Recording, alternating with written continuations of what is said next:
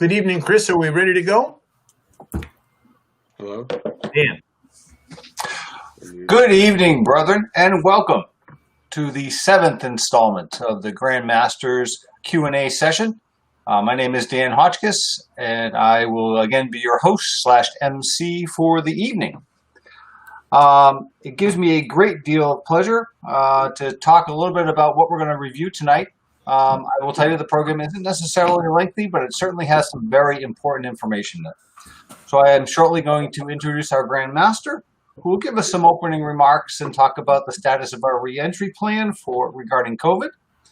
Right Worshipful Brother Larry Sprague will give us a brief update regarding the Masonic Passport Program. And Right Worshipful Brother Chris Busby, our Grand Lecturer, will give us a status update regarding some ritual performance workshops and as well as degree guidelines now that we're able to host degree work, brethren, which is very exciting news. And then I'll do a brief review of the upcoming Lodges of Instruction, the schedule, as well as the summary of the agenda that's going to be presented at each of the Lodges of Instruction. I know the Grand Master and the Grand Line are very much looking forward to being able to get out and visit with you and provide those important instructional programs. And then the Grand Master will provide some closing remarks and talk a little bit about specifically tagging on to the Lodge of Instruction program regarding attendance. We are obviously still concerned about COVID and the related pandemic and want to make sure that we are appropriately handle individuals in terms of attendance.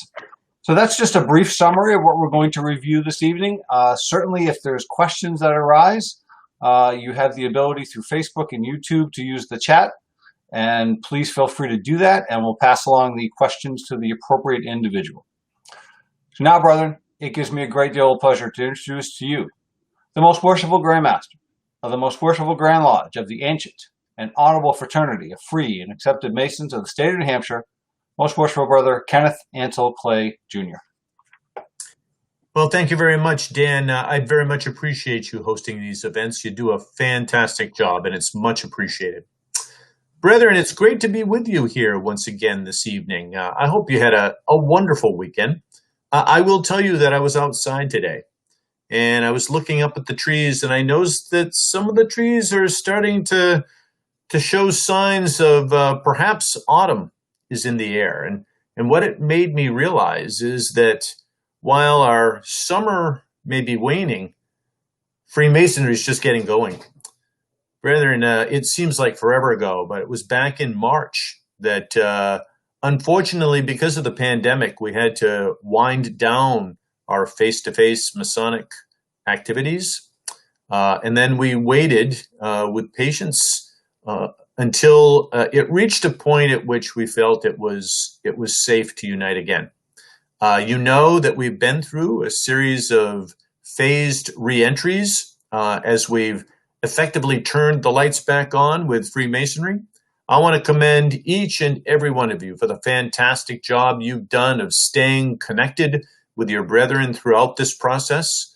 We've started using new technology, and I think we've learned a lot from that. But it's also helped us really to stay in touch with one another, regardless of where we were. I know that I've got a brother way out in Arizona that I've been able to talk with as a result of this technology. So good truly can come from bad. The good news is, hopefully you've had a chance to see that the Grand Lodge office on Friday put out my communication announcing that Phase 3, which is our final reentry phase, will take place this Tuesday, September 1st. And that phase allows us once again to host veterans and special ladies programs. Now, the reason that this is the final phase is because, quite frankly, when you host veterans and special ladies programs, oftentimes that's the demographic that I worry about the most, because they're the ones that are in the spotlight when it comes to this virus.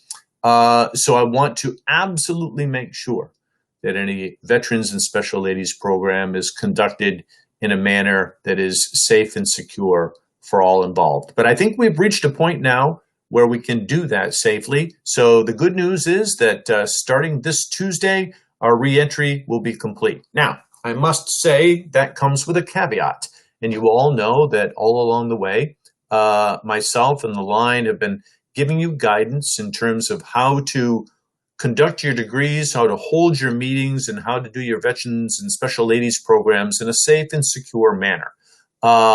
We want to make sure that we're adhering to all of the local, state, and federal guidelines, as well as those from the CDC, in terms of making sure that we practice social distancing, that we're using face coverings, and that we are washing our hands frequently. And that's all for a good cause. I understand that it's a bit of an inconvenience, but in my view, it's a minor inconvenience that we need to go through for the time being to ensure that not only are you safe from catching this virus, but in fact, you are being safe in not transmitting it unknowingly to someone else. So that is the good news for this evening. On Tuesday, we will be once again allowing Worshipful Masters to call veterans and special ladies programs. I think it's a terrific step along the way, and I look forward to receiving your invitation and recognizing those Masons among us who have really worked in the quarries for many, many years and are due their recognition. Where are we hosting breakfasts, barbecues, etc.? I'm not sure, Dave, that I understand the question. Where are we with hosting breakfasts?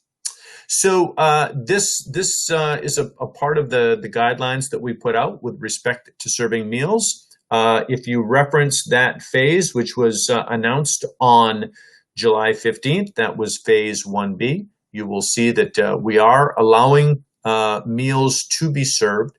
I would prefer that you please refrain from hosting public meals dine-in. I have no issue with like what was done down in Epping. If you do a to-go type delivery system for the general public, that is fine. But I would prefer that you continue to refrain from any public meals for the time being, if it's for dine-in purposes. So stay tuned for more information on that.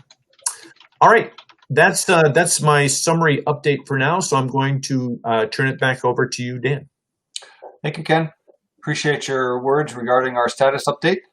Now, brethren, I would like to introduce Right Worshipful Brother Larry Sprague, who's going to give us an update on the Masonic Passport program that he has developed. Right Worshipful.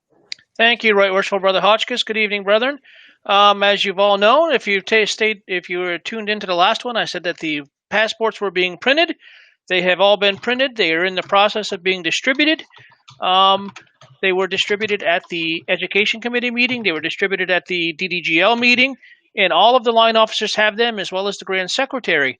And they will be officially distributed to everybody at the LOIs. So you can start filling in your passport. And in the last page, we added a few things, and I wanted to let you know about that. The very inside rear cover is a page called Masonic Credentials, and you can record the offices you've held as far as being installed in your lodge, the years, any other Masonic bodies or lodges that you may affiliate with, if you join the Scottish Rite, the York Rite, etc. And down at the bottom, honors and awards. So if you become a past master, you can have your past master's jewel date in there. You get the Major General John Sullivan Distinguished Service Award that can be recorded, and anything else, even a certificate of appreciation can be in there. So brethren, they're ready. So feel free to start filling them in. Thank you very much, Right Worshipful Brother Hotchkiss. I'll turn it back to you. Thanks, Larry. Greatly appreciate all your hard work on that, and it's a wonderful tool for the Brethren of New Hampshire to be able to utilize as they travel throughout the state. And thank you very much for your efforts on that. Now, brother, I have the pleasure of introducing our Grand Lecturer, Right Worshipful Brother Chris Busby, who will give us a little update regarding Ritual Performance Workshop, as well as a summary of the degree guidelines that have been issued, so that you have a general sense of what to do for processing degrees and candidates as we move forward with our live meetings. Very worshipful.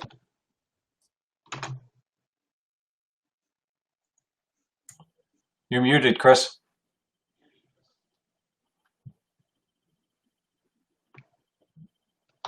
There we go. Helps to be able to be heard. Thank you, Right Worshipful Hotchkiss, most worshipful and brethren. Good evening. Brethren, as your new Grand Lecturer, it's my goal, along with the Deputy Grand Lecturer, Right Worshipful Dennis Tuttle Sr., as well as the District Deputy Grand Lecturers, to give you as many tools as possible to assist you in our mutual pursuit of ritual excellence. But as Masons, we're not necessarily taught to be performers, right? But in my view, the various aspects of dramatic performance are key to a meaningful experience to our new brothers. After all, we experience the first 3 degrees of Masonry, for the first time only once. I know I speak for all of us when I say that we want to give our candidates the best degrees we can possibly provide. We want our new brothers to be bonded with the teachings of the fraternity and with all brothers here and everywhere. If they share our fervency and zeal for Masonry, I believe that well-performed ritual is crucial. Our ritual stories are indeed dramas, and they're a multi-sensory experience. And it's important that each of you are provided with the tools to convey our ritual in a solemn, emotional, and spiritually uplifting way. So, starting on Sunday, September 13th, from 1:30 p.m., to 3 p.m. at King Solomon's Lodge, number 14 at Elkins, we will be hosting a ritual performance workshop. And this workshop will be delivered 5 times on weekends across the state between September and January. Our brother Michael T. Brown, the second of King Solomon's Lodge, and I will be presenting this workshop. Brethren, it's important to note that this isn't a lecture. This is meant to be a highly interactive discussion in which you will talk about your experience with the ritual, learn about some key concepts of performance, and hopefully walk away from it looking at our ritual and the delivery of it in a slightly different way. Now, if you don't know Brother Brown, he's been an actor and a performer since the age of 4 and is actively showcasing his talents in community theater troupes across the state. He's a passionate and active brother, and he was raised in 2018, and I'm excited to share his unique and informed perspective. This workshop is meant for any brother, new or seasoned, officer or not. I can't wait to share this with you, brethren. The full schedule of these workshops is available on our website, nhgrandlodge.org, as well as on our Facebook page. And just to let you know, dress is casual for these workshops. The first one will be on a Sunday, and all subsequent will be in the morning, starting at 9 a.m. on Saturdays. Also, the Grandmaster has asked me to put together ritual guidelines, or to speak about ritual guidelines that he prudently put in place due to the COVID pandemic. And we realize that there are a lot of candidates ready to move on to the first or second step in their journey, and that many lodge officers still have questions on how to proceed with degrees. Now, there are 2 top priorities in assisting and issuing the COVID guidelines. First, the safety of our brethren and our candidates is assured to the best of our ability. Second, that despite the challenges we face, we wish to continue to deliver the most meaningful and true to form degrees, taking as little away from the intended experience as possible.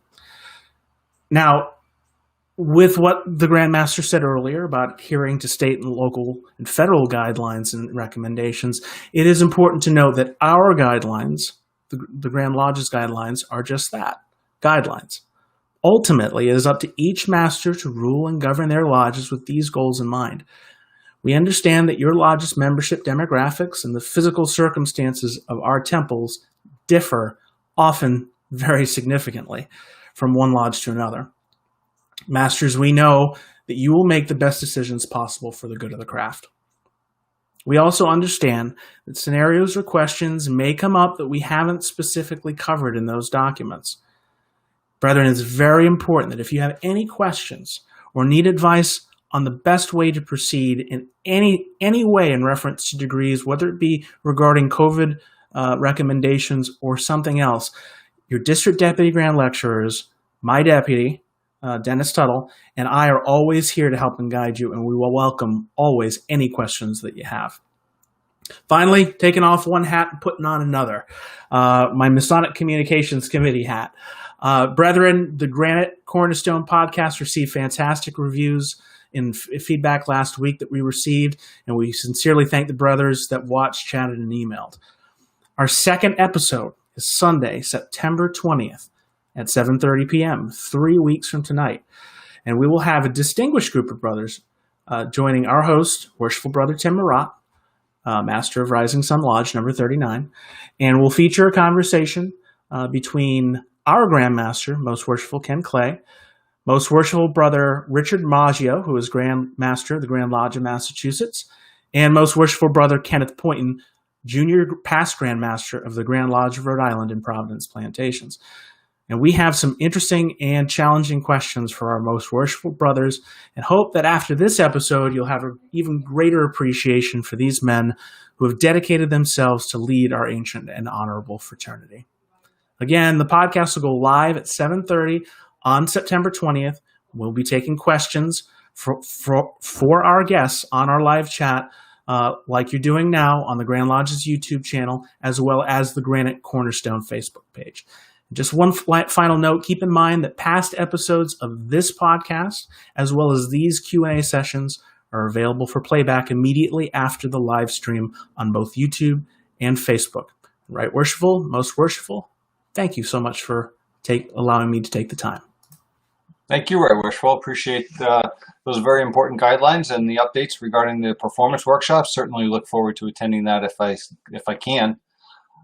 Brother, before we move on to the next topic, there's a question for Right Worshipful Brother Sprague regarding the passport.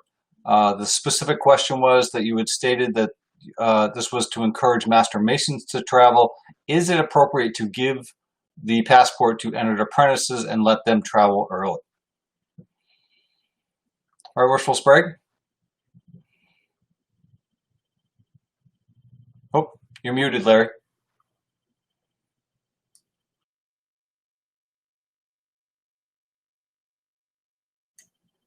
Nope, still muted.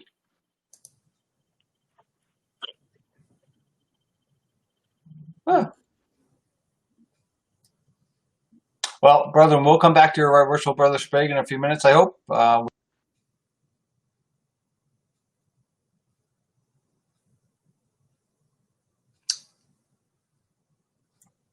I'm muted as well, sorry. We'll get back to Right Worshipful Brother Sprague in a minute, hopefully with his microphone being available. However, I believe the intent of this initially was for Master Masons. I think if you look through the particular items that are there, it does talk about specific things that typically only Master Masons can attend. Lodges of instruction, Grand Lodge, those types of events. Can you hear me now, Right Worshipful? Oh, I can, Right Worshipful. Thank you. Sorry about that. Brother, and that's a great question, and we talked about this at our line officers meeting, and we all kind of agreed that we feel it's more important for entered apprentices and fellow crafts to concentrate on learning their lessons than it is to worry about getting a passport validated. And when you think about it, they really aren't free to travel. They're traveling on other people's credentials. Therefore, they don't really have the option to have the passport, because we all know a real passport is so you can travel. So that we kind of went along with that, and we said, no, it's for Master Masons. And right now, any Master Mason who wants one can get one. But eventually, once everybody who's already a Master Mason has them filled, they will be for new Master Masons. So the goal and the intent is to give them to Master Masons. Thank you, Right Worshipful. Thank you, Right Worshipful. I appreciate the clarification. So, brethren, as we move forward to the fall, we know it's typically a very busy time, and I know your Grand Master and your Grand Line are very much looking forward to the lodges of instruction and being able to see our brethren on a face-to-face basis. So I thought I would briefly just overview the Lodge of Instruction schedule, as well as a summary of the agenda topics that are going to be discussed. And then the Grand Master, in his closing remarks, will talk a little bit more about attendance at the LOIs, specifically as it relates to requirements of specific officers, particularly during this time of the pandemic. We understand it's going to be a challenge for folks, and we want to make sure that we try to address some of those questions and issues up front. But first, let me just really review the schedule. We very much look forward to it. So Saturday, September 12th, we will kick it off. We will kick the LOIs off up in Gorham, hosted by Gorham Securitas Lodge, up in District 8. Lunch will be at 11:30 a.m. for that particular LOI, with Grand Lodge opening at 12:15. We're opening a little bit early so that it allows us travel time so we can get to the later Lodge of Instruction that day, being held in Rochester by Humane Lodge, with a 6 p.m. dinner, with Grand Lodge opening at 7 p.m. The following weekend, we have only one Lodge of Instruction scheduled, being hosted by St. John's and St. Andrew's Lodge over in Portsmouth, with a 5 p.m. dinner and a 6 p.m. opening of Grand Lodge. The following weekend, on Saturday, September 26th, we will hold the District 2 Lodge of Instruction, being hosted by Rising Sun and Ancient York Lodge in Nashua, with a 12 p.m. lunch and a 1 p.m. opening of Grand Lodge. And that evening, we will travel over to Milford, being hosted by Benevolent Lodge for a 6 p.m. dinner and a 7 p.m. opening of Grand Lodge. And then we move, surprisingly enough, to October already. On Saturday, October 3rd, Doric Center Lodge up in Tilton will host the District 7 Lodge of Instruction, with a 12 o'clock lunch and a 1 o'clock Grand Lodge opening. And then later that evening, we will travel to Holderness, where Takora Lodge will host the District 6 Lodge of Instruction, with a 6 p.m. dinner and a 7 p.m. Lodge of Instruction. And then the final Lodge of Instruction will be the following Saturday on October 10th, being hosted by Horace Chase Lodge, our Grand Master's home lodge, for District 4 up in Pennacook. And the lunch will be at 12 o'clock, and Grand Lodge will open at 1. And for each of these, Grand Lodge is scheduled to be open for about 2.5 hours. So if Grand Lodge opens at 1, we plan to close on or about 3:30 or so. I know folks may have some questions regarding the meal protocol for Lodges of Instruction. I will say that the District Deputy Grand Masters are working on that, and they are well informed and will follow all appropriate protocols and guidelines that we have in place to ensure that individuals are protected as a result of the pandemic issues. In terms of the agenda itself, we feel like we've got a pretty good agenda for you folks scheduled this year. We hope you look forward to it. Actually, during our dinner program, we're going to be presenting some Grand Lodge scholarships. It was an item we were hoping to be able to present at our May annual communication. However, with that being postponed, we're now going to do that during the Lodges of Instruction during the dinner period. After the Grand Lodge is opened, obviously the Grand Master will give his greetings, and then he will present the gavel to the District Deputy Grand Master for the program. And he will introduce the Deputy Grand Master to give us an update regarding the Charity Fund Drive. Following the Charity Fund Drive update, we have a great program being put on by our Grand Lecturer, our Deputy Grand Lecturer, our Grand Education Officer, and our District Grand Education Officers, as well as our District Deputy Grand Lecturers. What came you here to do? Very much look forward to that program and what they have to offer for us for that. Following that, our Senior Grand Deacon and our Junior Grand Deacon are going to tag team with a program regarding planned giving. And after that, your Deputy Grand Master and myself will talk a little bit about the power of virtual meetings. We've certainly discovered we do have that power within us to be able to meet virtually, as we are this evening. And we can talk a little bit more about some of the advantages and potential disadvantages of those programs as we move forward. Our Junior Grand Warden will then do a presentation regarding building associations and kind of a little status update. And then following that, the District Deputy Grand Master will introduce the Grand Master, and we'll do the business portion of the program, including roll call of lodges, introduction of past Grand Masters, introduction of newly raised Master Masons. And then before we close, and then before the Grand Master's final comments, we'll have a program by our Grand Historian called According to the Proceedings. So that's a brief summary of our Lodges of Instruction.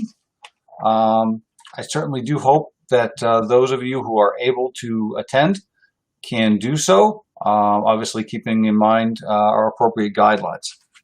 So Grand Master, at this time, I'd like to turn it back over to you for a brief summary of the Lodge of Instruction attendance issues that we've been addressing and discussing. Certainly, thank you. Brethren, there's a message that I'd like to briefly read to you.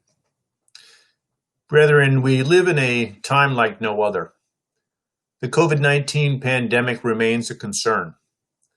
While the effects of this pandemic are less significant in New Hampshire when compared to other parts of the country, we must remain vigilant. The health and safety of our members and their loved ones are paramount. Soon we'll be embarking on the 2020 Lodge of Instruction season. I've met with the Grand Lodge line officers and the district deputy Grand Masters, and we feel comfortable that measures that have been put into place will ensure the safety of those attending this year's Lodges of Instruction. We will not be sending up and down the Grand Masonic word during the opening and closing of each district LOI. Face masks will be worn and hand sanitizer will be readily available. Temperatures will be taken prior to admission. Special precautions will be made for the serving of food prior to each LOI. Special measures are in place regarding handouts. Social distancing must and will be practiced. Traditionally, we've stressed 2 points regarding attendance. First, the required officers of each lodge of the district will attend at least one LOI, preferably in their district. Second, Grand Lodge officers are encouraged to travel to as many lodges of instruction as they can. I'm waiving both of these policies for this year. If a required officer does not feel comfortable attending a lodge of instruction specific to health reasons, they will be excused. In those cases, regrets should be sent to the district deputy Grand Master. I'm currently working with the DDGMs to see whether a virtual session can be set up for at least one lodge of instruction, allowing those who don't attend in person to attend the program portion virtually. I'm also asking Grand Lodge officers to avoid traveling to other districts unless they have an active part in that district's program. This policy will assist in the social distancing challenge and will allow as many brethren from the district to attend as possible. Brethren, we as New Hampshire Free Masons have been faced with challenges before and have overcome them. This challenge will be no different. This year's Lodge of Instruction season may be a bit different, but the programs offered at each will be valuable and enjoyable for those who partake in them. So let's make the best of it. I very much look forward to seeing you at a Lodge of Instruction. Brethren, that kind of sums up my feelings. It would not be responsible of me to require someone to attend a Lodge of Instruction that does not feel comfortable doing so for health reasons. Now, this does not give required officers an excuse not to attend because they have something else they'd rather do that day. This is specific to your concerns over being at a Lodge of Instruction during a pandemic. But I feel confident that we're still going to have an appropriate number of people there to really put on a fantastic program for each and every one of you. So I really look forward to seeing you at a Lodge of Instruction, and I've got some additional updates that I'll share with you during my closing. But for now, I'm going to pass it back to Right Worshipful Brother Hotchkiss because I believe that we have a few questions to be addressed. Thank you, Grandmaster. Yes, actually relating to the passport. So, Right Worshipful Brother Sprague, if you can get yourself ready. Hopefully you can hear me. Oh, yes. Awesome. Thank you. So we have a question on the passport. You can do the questions. Okay, great. Who documents attendance on them? The brother himself? Please don't say the secretary. Sorry to inform you. There is a spot for the secretary to sign. Okay? You don't have to keep track of these in your lodge. When a brother comes to you and says, "Can you please validate my passport?" all you have to do is sign it, and he can fill in the date and the lodge and that kind of thing. When you attend a Grand Lodge function, a Grand Lodge officer can sign it. And there is another question, because I do visit different jurisdictions, PHA and Grand Lodge of Scotland, will these be able to be presented to other lodges or only Grand Lodge of New Hampshire lodges? It is specific to Grand Lodge of New Hampshire lodges. There's not, because so many people visit so many different jurisdictions, we couldn't fit them all in there. So we did make it specific to New Hampshire lodges. So hopefully that answers your questions. Right Worshipful Brother Ladd, I'm sorry to say, but yes, the Secretary does need to sign them. In his absence, I'm sure the Master can sign them or any other officer of the Lodge. But thank you, and Right Worshipful Brother Hotchkiss, back to you.